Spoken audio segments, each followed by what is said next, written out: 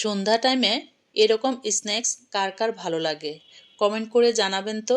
আমার তো খুবই ভালো লাগে বেলা 11টা থেকে 12টার দিকে সিঙ্গারা আর চা খেতে, আর ঠিক সন্ধ্যা টাইমটাতে চা এবং সিঙ্গারা খেতে।